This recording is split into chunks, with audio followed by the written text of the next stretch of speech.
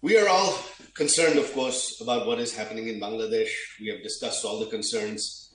I would like to go through them a little bit. Obviously, we cannot talk about what is happening in Bangladesh without understanding what happened. And this is a question that comes up all the time. There are many different versions of it. There are most that blame the Awami League. I would like to present what really happened at that time to begin with.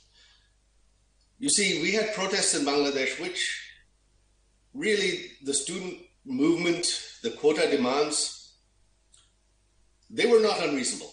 They were a legitimate demand. The old quota, it was frankly quite archaic and didn't make sense. However, our government, the fact that most people don't know is that our government had removed those quotas years ago. It was the courts that reinstated those quotas based on a case by the families of freedom fighters. Where our government failed was in the communication and the messaging. We did not say anything about it at all. We left it up to the courts.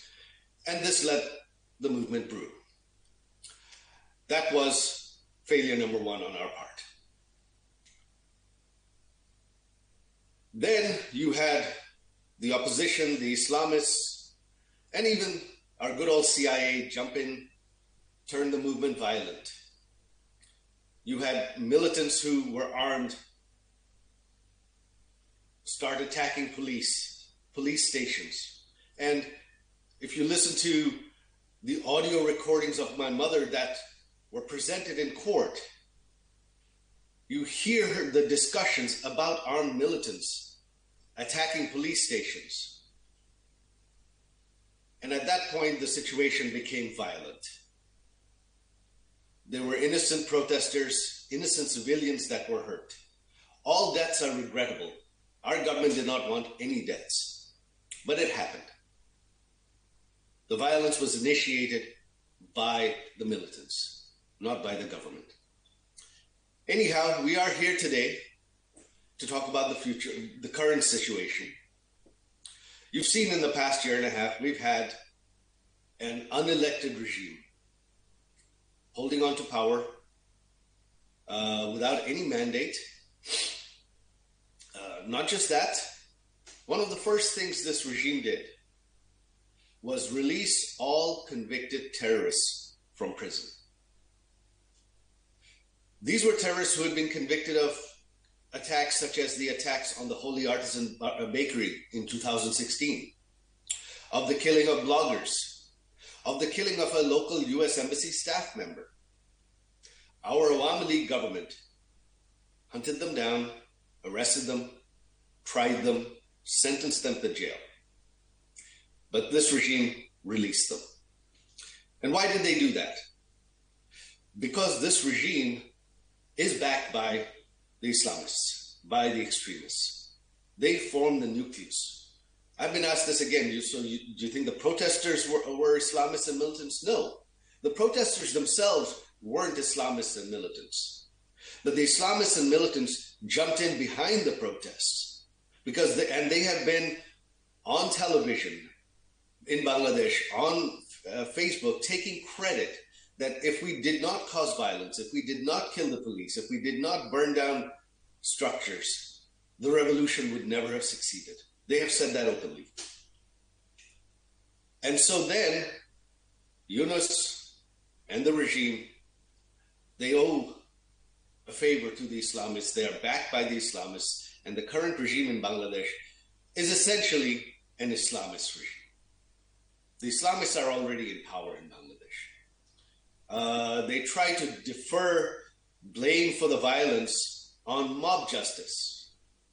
Yunus's own spokesperson refers to them as pressure groups. So they exert pressure on behalf of the government for the government's agenda by beating people up and killing them. Judges, if you don't rule the way we want, we will surround your house and threaten to beat you up. Anyone who speaks against us, including the media, we will beat you up, burn down your media house. It happened right during August of 2024. Several progressive television and news outlets were burnt down. And more recently, the two largest dailies, the Prothomalo and Daily Star, their offices were set on fire. Now you have elections. You have everyone, many people within the country sort of have a sense of relief that if the elections happen, at least we will be saved from this regime. But what is the reality of the situation? The reality of the situation is that they blame the Awami League. We have to ban the Awami League because the Awami League kills students.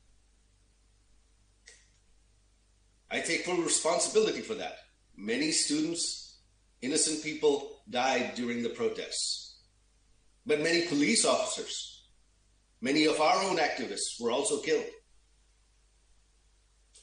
The UN report lists 1,400 killed.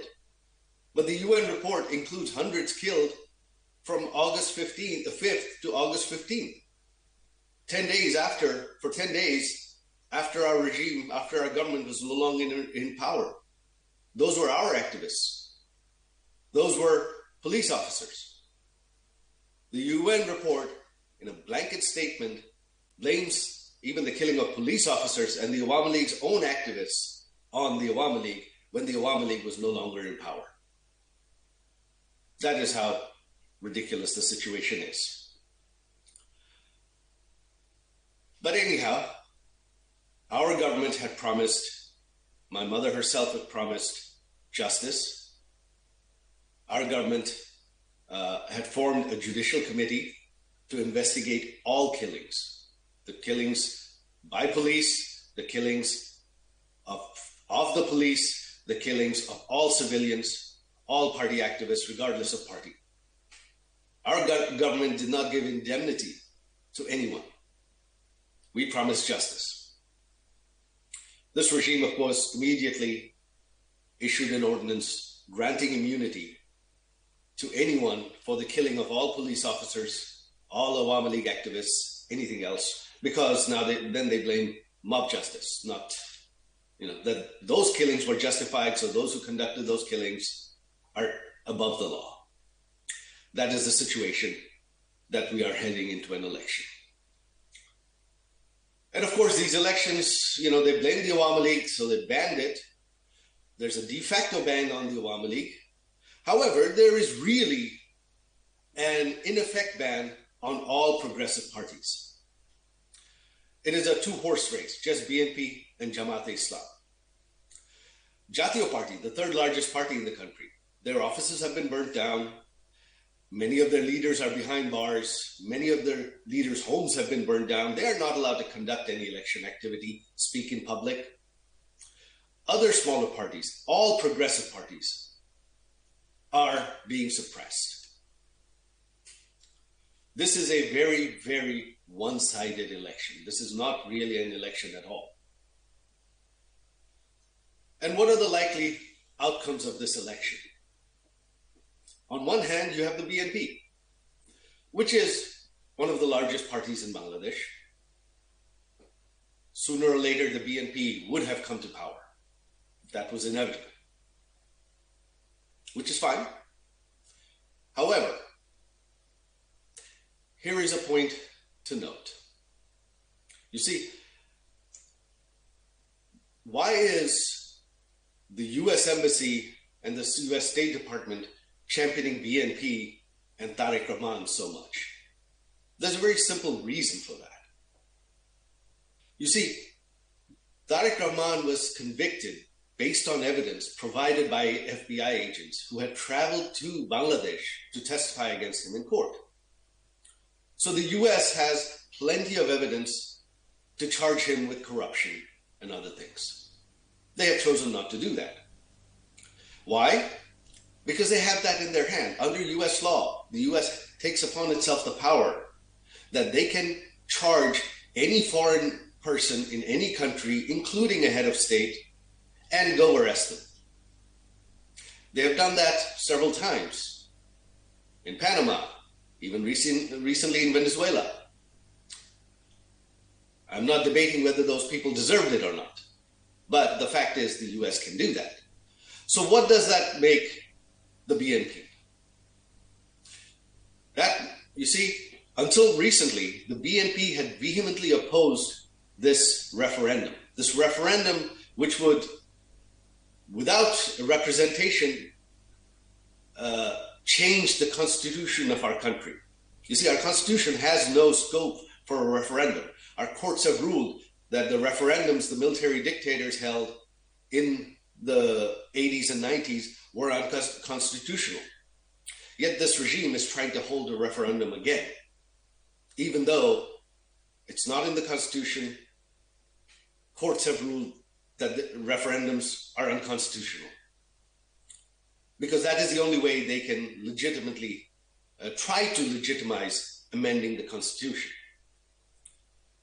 And of course, in order to amend the constitution, you have to have a 2/3 majority. Well, if it was a fair election, it's almost impossible for one party to win a 2/3 majority on its own. There would have to be compromise. In this scenario, there isn't. So what you have now is Tariq Rahman and the BNP, who for months had vehemently campaigned against this referendum, just a few days ago made a complete turnaround and said, yes, vote for yes for the referendum. Until now, they had been telling their voters to vote no. Just a few days ago, Tariq Rahman himself announced, vote yes. Why? Because the Americans really want this referendum. The State Department really wants this referendum. Why? It weakens the powers of the Prime Minister. It weakens the government. It makes a single party government almost impossible, so that there would always be a coalition government in Bangladesh, which would always be a weak government that can be controlled. And Tariq Rahman, at this point, really has to follow the bidding of the US Embassy in Bangladesh, and even when he's Prime Minister, he will have to continue to do that, because if not, the US can always bring up the corruption charges against him and simply arrest him from Bangladesh and put him in prison in the United States. This really is the dream scenario for the US State Department, to have a Prime Minister whom they have that much control over that they can arrest anytime and bring to their prison, in which case he cannot dare go outside anything they ask. On the other hand, you have Jamaat. Now, mind you, historically, Jamaat has never had much of a vote base. Jamaat polls at 5 to 10% in the country. They have 5 to 10% vote throughout the constituencies, but they have very few stronghold constituencies. If the Awami League were running, Jamaat would be confined to 5, maybe 10% of the seats. Even without the Awami League running, their poll numbers are at about 17%. So 10 to 15% of the seats is the maximum that Jamaat can hope to achieve with all parties running. Which is why it was really critical for this regime that is backed by Jamaat to ban the Awami League. Their polls conducted by everyone else, showed that BNP wasn't really gaining in popularity. BNP is stuck at about 20%. Jamaat is stuck 15 to 20%. That's only 40 or so percent of the vote. There's over half the country that is either undecided, or in the last few polls, almost 18, 20% refuse to say who they're going to vote for. Now, why are these people refusing to say? Because there's such a climate of fear that if they say they want to vote for the Awami League, they are likely to be attacked. And even in this climate of fear, 11% said they would vote for the Awami League. Which is why it was critical for this regime to ban the largest progressive party, because there was actually a possibility that the Awami League, in a free and fair election, the Awami League might actually win. They could not take that risk. So now Jamaat is hoping that because they are within a few percent of the BNP, that perhaps if they can rig the elections a little bit, they can come to power. You've already seen this regime, for the first time in the history of Bangladesh, has allowed postal votes. Now, why have we not done postal votes in Bangladesh before? Because in Bangladesh, unlike other countries, it is very, very difficult to verify postal votes. You have no idea where those votes went, who filled them out, who sent them back. They're just tied to an NID number. And already there have been many videos that have surfaced online of thousands and thousands of postal votes, especially in Middle Eastern countries, at one location being opened and being pre-filled for Jamaat and for yes in the referendum by groups of people. That is what is the reality. And why use postal votes? Because if you do regular ballot stuffing during election day, it's too visible. Too many cameras, too many journalists.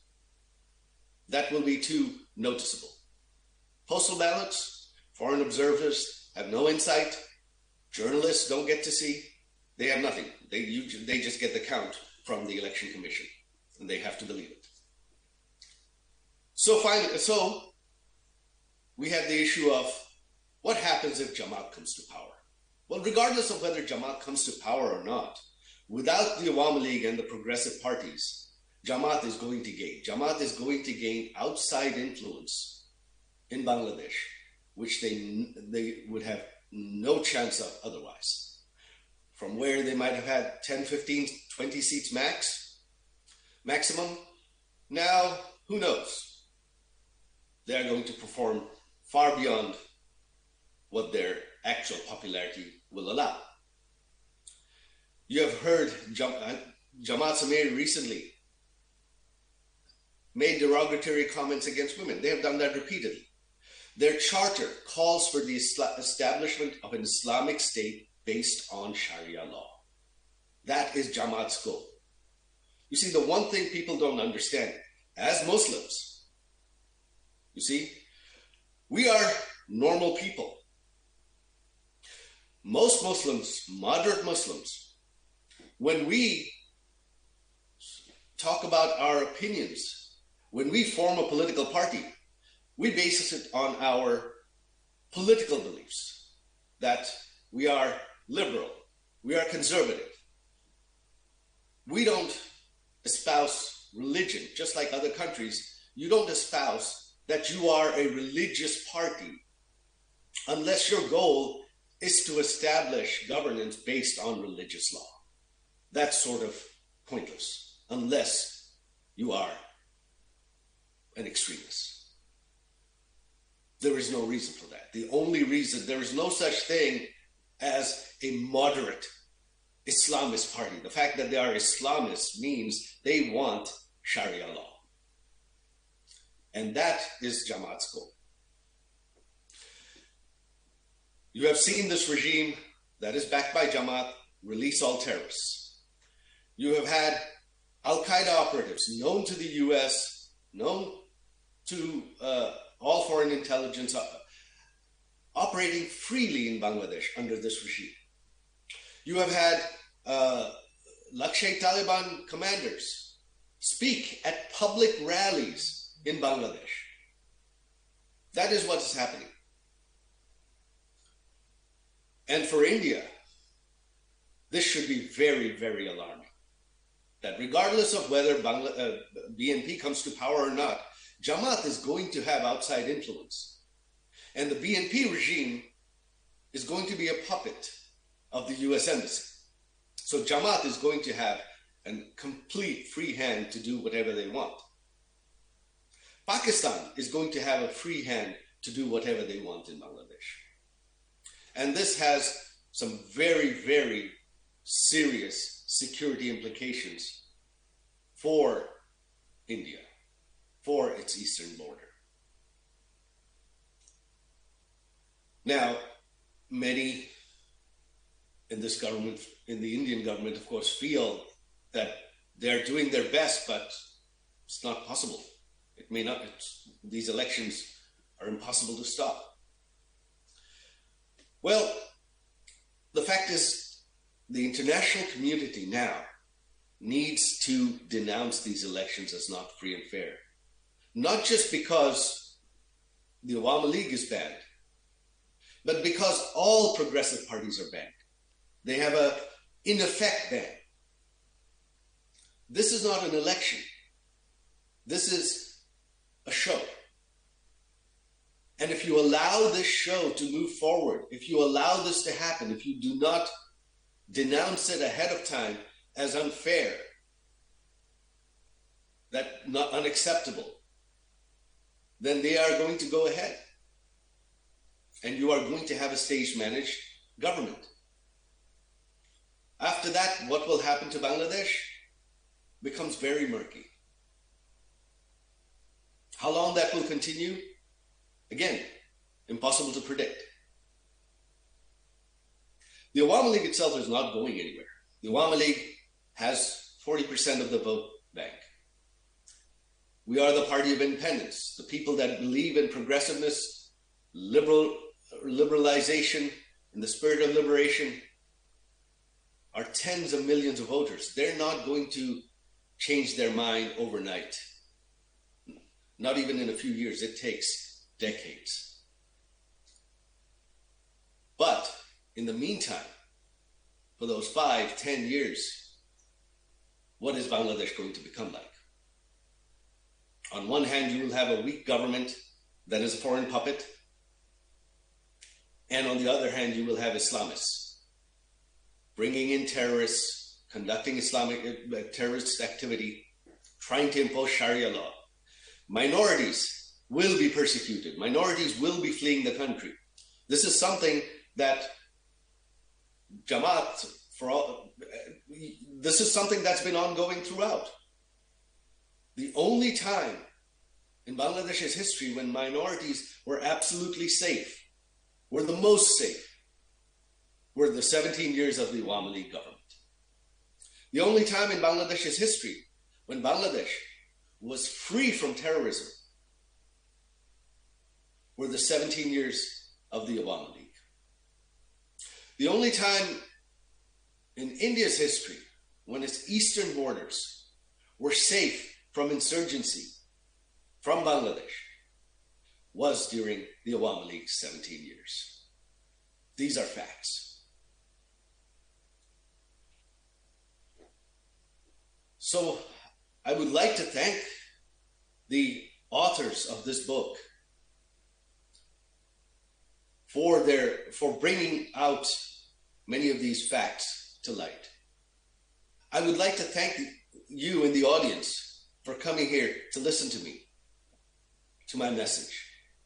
And I would like to appeal to the international community that if you do not speak out against these elections now, where there's less than 11 days to go, worrying about voter turnout is irrelevant because they are stuffing numbers, the voter numbers, through postal ballots. They're intimidating voters to force them to go vote. That is what is happening in Bangladesh today. So the voter numbers are going to be inflated from reality regardless because of millions of postal votes, billions of fake postal votes. So that is my appeal. If you want security in Bangladesh, and again, this is not on behalf of the Awami League. If the people of Bangladesh, you believe they don't like the Awami League anymore, that's fine. Then let them vote against the Awami League. Why fear the Awami League running in the elections then? I'm not afraid of that. But this is your last chance to do something. This is your last chance to prevent Jamaat-e-Islam becoming a major force in Bangladeshi politics. This Islamism, radical Islam, and terrorism from becoming a major force in Bangladeshi politics for at least the next 5 to 10 years, perhaps even longer. This is really your last chance. I would like to thank you all again. I appreciate all the efforts that everyone here has put in, and thank you very much for giving me this opportunity to speak. Joy Bangla. Thank you very much, Joy Bhai, for giving us a very vivid account of what we should fear for Bangladesh, on the future of Bangladesh. Now, just before you leave, there's been a special request. If you could say a few words in Bangla for the audience in Kolkata and perhaps some who are there in Bangladesh. জি অবশ্যই আমি আপনাদের প্রতি অত্যন্ত কৃতজ্ঞ আমাকে এই সুযোগ দেওয়ার জন্য। তো যেই কথাটি আমি ইংরেজিতে বললাম আবারও বাংলায় বলবো যে আপনারা জানেন যে এখন একটা সাজানো নির্বাচন হতে যাচ্ছে। এটা কোনো নির্বাচন না, এটা সিলেকশন হচ্ছে। এখানে শুধু আওয়ামী লীগের যে দোষ দিয়ে আওয়ামী লীগকে বাদ দেওয়া হয়েছে সেটা না, এখানে কি যতই প্রগতিশীল দল আছে, অন্যান্য যতই দল যারা মৌলবাদী না, তাদেরকে কিন্তু বাদ দেওয়া হয়েছে।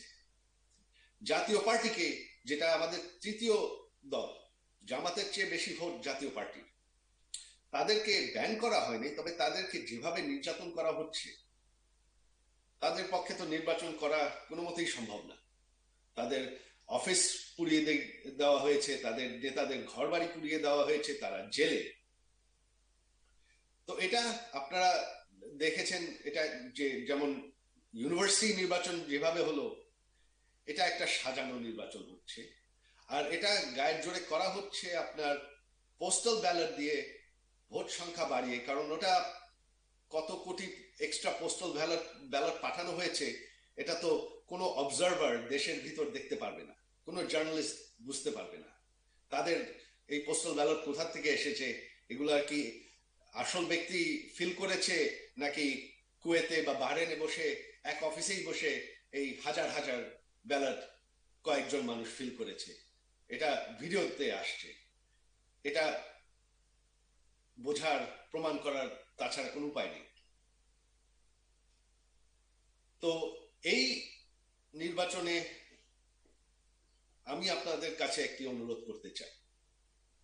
আমি জানি স্পেশালি যারা দেশে আছেন, আপনারা খুবই কষ্টে আছেন, ভয়ে আছেন। Recording in progress. আইন শৃঙ্খলা নেই, মবস যখন তখন যেই এই সরকারের বিরুদ্ধে মুখ খুলবে তাকে আক্রমণ করছে। আপনারা ভাবছেন যে এই নির্বাচনে ভোট দিলে অ্যাটলিস্ট এটার থেকে তো বাঁচবো, এই পরিস্থিতির থেকে তো বাঁচবো। তবে আসলে কি বাঁচবেন? এখন তো জামাতই ক্ষমতায় আছে। আর আপনারা ভোট দেন কি না দেন, এটা একটা সাজানো নির্বাচন, এটার রেজাল্ট আমরা জানি। বিএনপি বেশিরভাগ সিট পাবে, তবে দেশের খুব একটা বেশি দিবে না বিএনপিকে। আর জামাত 120-30টা সিট পাবে, যাতে একটা উইক গভর্নমেন্ট থাকে, কোন দল যাতে একা 150 সিট না পায়। এই রেজাল্ট কিন্তু নিশ্চিত করা হয়েছে। আপনি ভোট দেন কি না দেন। আর নির্যাতন কিন্তু যারা তাদের বিরুদ্ধে কথা বলবে ক্ষমতায় থাকলেও করবে। আপনি ভোট দিন কি না দেন, আপনি তাও নির্যাতিত হতে পারে। তবে আপনি ভোট দিলে যেটা হবে, এই নির্বাচনকে তারা লেজিটিমাইজ করে ফেলবে, এই গণভোটকে তারা লেজিটিমাইজ করে ফেলবে। সেখান থেকে যদি বাংলাদেশকে রক্ষা করতে চান, আমার অনুরোধ, আপনারা কেউ ভোট দিতে যেন না। শুধু আওয়ামী লীগের সমর্থন না, যারা দেশের ভবিষ্যৎ নিয়ে চিন্তা করেন, আপনারা যদি দেশের ভবিষ্যৎ রক্ষা করতে চান, সংবিধানকে রক্ষা করতে চান, তাহলে এই নির্বাচনে ভোট দিতে যেন না। এটার রেজাল্ট অলরেডি নির্ধারণ করা, এটা সেট। আপনার ভোটে কিছু যায় আসে না। তবে আপনি যদি ভোট না দেন, এই নির্বাচনটা গ্রহণযোগ্য হবে না। এটাই আমার অনুরোধ। আপনাদের কাছে। জয় বাংলা। Recording